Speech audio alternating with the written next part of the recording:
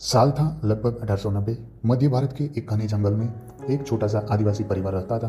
बाप पेरा, माँ धनी और उनका छोटा बेटा बालू।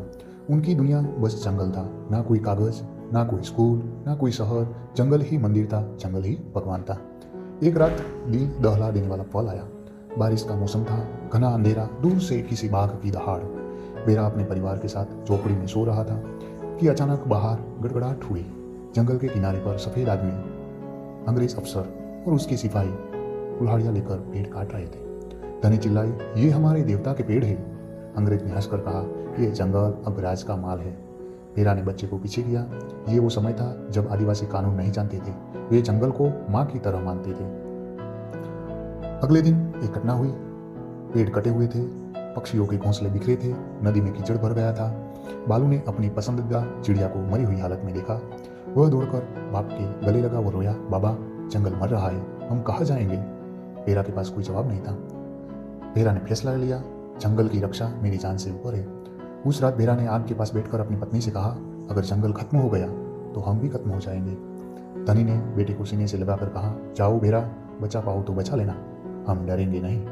बेरा अकेला गया, सैकड़ों को सामना करने लगा। अगली सुबह अंग्रेजों ने नदी के पास बड़ा कैंप लगाया। पेड़ काटने वाली मशीनें खोलनी थी। बेरा अकेले वहां पहुंचा, हाथ में बस एक पाला।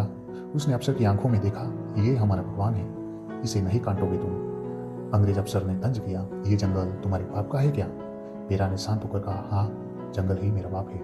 अफसर ने आदेश दिया, इसे पकड़ लो। सिपाहियों ने बेरा को घेरा, लेकिन बेरा वो आदमी था जिसे भगवान से भी ज्यादा जंगल पर भरोसा था।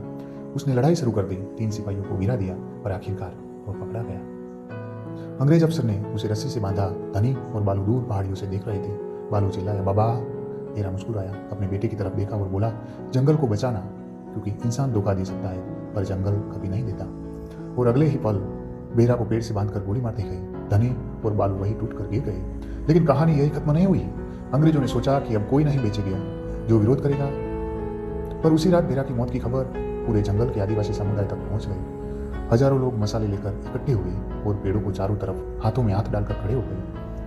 उनका नारा था, पहले हमें काटो फिर जंगल को।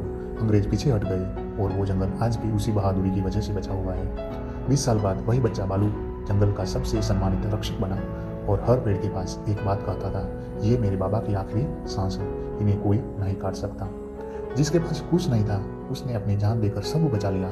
आज भी कहीं ना कहीं ऐसे लोग हैं जो जंगलों, नदियों और प्रकृति के लिए अपनी आखिरी सांस तक लड़ते हैं। अगर इंसान प्रकृति को मारेगा, एक दिन प्रकृति इंसान को जवाब देगी।